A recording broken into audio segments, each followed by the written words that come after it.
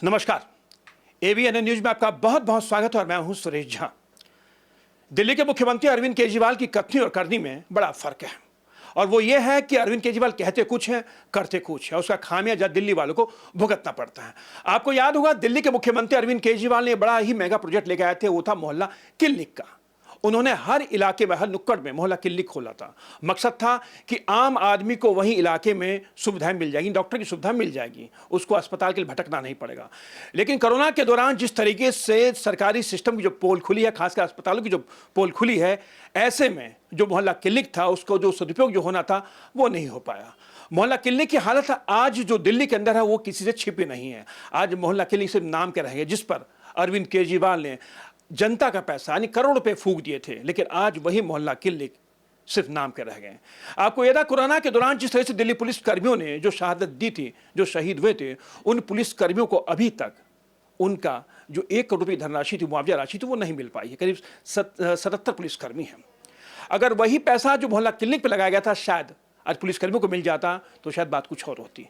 आज इस विषय पर हमारे साथ बातचीत करने के लिए मौजूद है दिल्ली पुलिस महासंघ के अध्यक्ष हैं वेद भूषण। आइए से बातचीत करते हैं। भूषण साहब का बहुत बहुत स्वागत है हमारे चैनल में। भूषण साहब, मोहल्ला क्लिनिक बड़ा मेगा प्रोजेक्ट था अरविंद केजरीवाल का कि उन्होंने यही कहा था कि दिल्ली के हर इलाके में मोहल्ला क्लिनिक खोला जाएगा जहां पर लोगों को सुविधाएं मिलेगी। लेकिन मोहल्ला क्लिनिक की स्थिति आज देख रहे हैं कि क्या है स्थिति। देखिए, किसी भी वेलफेयर स्टेट का काम है कि तमाम जितने भी नागरिक हैं सबको समान निगाह से देखना, उनके लिए वेलफेयर की स्कीम चलाना, चाहे वो पुलिस वाले हों चाहे दूसरे डिपार्टमेंट वाले हों।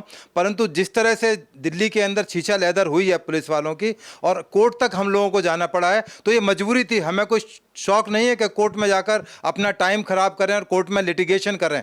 अब आपने मोहल्ला क्लिनिक का नाम लिया, मैं चूंकि दिल्ली में ही रह रहा हूं, आज भी दिल्ली में हूं रिटायरमेंट के बाद में, मैंने कोई मोहल्ला क्लिनिक इतना ऑपरेशन नहीं देखा कि वहां जीवंत हो और लोगों को दवाइयां मिल रही हों, बड़ी अच्छी लोग तारीफ कर रहे हों। एक ऐड करना, एक प्रोजेक्ट करना एक अलग बात होती है। जिस तरह से ऐड किए गए हैं वो बिल्कुल नेकेड आइज से हम देखते हैं, सड़कों पर देखते हैं, बसों के ऊपर ऐड लगे हुए हैं। यदि वही पैसा वेलफेयर स्कीम्स के अंदर लगाया गया होता, जैसा वायदा किया था दिल्ली सरकार ने कैबिनेट में पास किया था कि 1-1 करोड़ रुपए पुलिस कर्मियों को दिए जाएंगे जो कोविड के कारण ड्यूटी पर उनकी डेथ होंगी।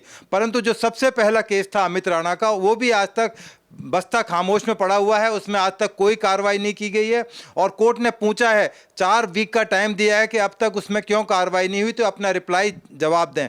तो इस तरह के बड़े बड़े वायदे करके कहना और फिर निकल जाना, तो जनता का विश्वास इससे उठ जाता है।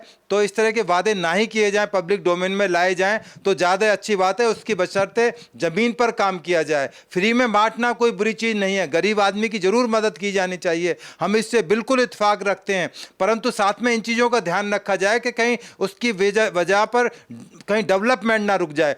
पहले वायदा किया गया कि दिल्ली को हम सिंगापुर जैसा बना देंगे, दिल्ली को हम जो है लंदन जैसा बना देंगे। अब मुझे लग रहा है ये पूरा एक झुग्गी क्लस्टर और एक उस स्लम के बीच की चीज बनती जा रही है। कोई डेवलपमेंट नहीं है, कोई आपने अच्छी बिल्डिंग है जैसे राजधानी का स्वरूप होना चाहिए, वो राजधानी धीरे धीरे लुप्त होती जा रही है, खत्म होती जा रही है। केवल लुटियंस जोन को छोड़ दिया जाए, बाकी दिल्ली के अंदर खासतौर से यमुना पार के अंदर जो आउटस्कर्ट्स हैं उनमें देखा जाए किस तरह से पुलिस वाले रह रहे हैं, किस तरह के सामान्य नागरिक रह रहा है, उनका जीना भारी हो गया है। ये स्कीम केवल कागजों में रह गई हैं और इसके जब परतें खुलेंगी, जब इसकी जांच होगी, जब दूसरी सरकारें आएंगी, तब आपको पता लगेगा कितने बड़े घोटाले इसके अंदर निकल के आएंगे। जिस तरह से ऐड पर पैसा बहा जा रहा है, पानी को लेकर पैसा बहाया जा रहा है और जो दूसरी स्कीम्स बनाई जा रही हैं जो केवल ख्वाब बन के रह गए हैं। अभी जो वैक्सीनेशन का प्रोग्राम चल रहा था, ये उम्मीद जगाएगी कि हर कॉलोनी के अंदर वैक्सीनेशन सेंटर होंगे जहां आपको वोट डालने का अधिकार होगा, वहां आप जाकर वैक्सीनेट करा सकते हैं। मेरे ऑफिस के पीछे वैक्सीनेशन सेंटर है, अभी तक वहां पर एक भी वैक्सीन नहीं लगी है। पूरी दिल्ली इंतजार कर रही है। तो कितने टाइम तक लोगों को छला जाएगा। और पुलिस वालों को जिस तरह से हम डिसिप्लिन फोर्स के आदमी रहे, हमें झूठे वायदे करके हमें ना बहकाया जाए, हम आपके बहकाए में नहीं आने वाले हैं। परंतु ये आपके ऊपर एक दोष है और आपकी जिम्मेदारी थी, आपने अपनी जिम्मेदारी से भागे हैं और आपने पुलिस डिपार्टमेंट को धोखा नहीं दिया, तमाम सिस्टम को आपने धोखा दिया। जो आपकी सुरक्षा करते हैं, जो आपके साथ 24 घंटे हमारे दिल्ली पुलिस के आदमी रहते हैं, वो आपके बारे में क्या सोचते होंगे, आप इस बारे में सोचिएगा एक बार। वेदभूषण जी, जो मोहल्ला क्लिनिक था, शुरुआत अच्छी की गई थी कि मोहल्ले में ही आपको सारी सुविधाएं मिल जाएगी, लेकिन एक मुख्यमंत्री का पद जो होता है बहुत ही संवैधानिक होता है। मुख्यमंत्री के मुंह से निकली बात जो है, एक कहते हैं कि लोग उस पर भरोसा करते हैं। जो मोहल्ला क्लिनिक पे जो खर्च किया गया, जनता का पैसा करोड़ों रुपये जो उसमें बहाए गए, आज अगर वही पैसा जो दिल्ली पुलिस के जो कर्मी कोरोना काल के दौरान जो काम करते शहीद हुए हैं, तो क्या वो पैसा उनको दिया नहीं जा सकता था?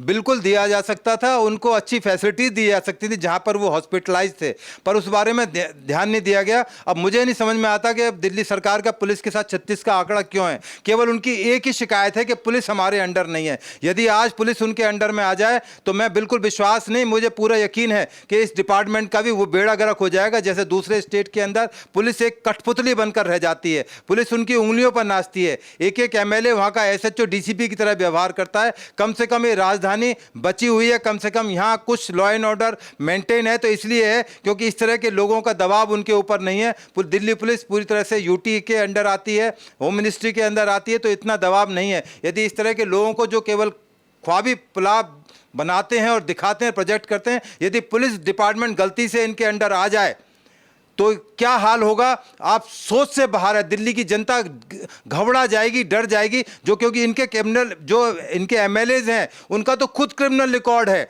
48 एमएलएज ऐसे हैं जिनके खिलाफ मुकदमे दर्ज हैं। तो आप सोचते हैं कि क्या वो पुलिस को हमेशा अपनी जेब में रखना चाहेंगे, अपने हिसाब से चलाना चाहेंगे? ये शुक्र है कि पुलिस इंडिपेंडेंट है और अपना अच्छा काम दिल्ली पुलिस कर रही है, जिसके लिए दिल्ली पुलिस जानी जाती है। मेरा अंतिम सवाल है आपसे कि मोहल्ला क्लिनिक पे आम आदमी का पैसा खर्च हुआ, यानी दिल्ली की जनता का पैसा खर्च हुआ है, जो हम टैक्स देते हैं, उस पैसे की अरविंद केजरीवाल ने बर्बादी की है।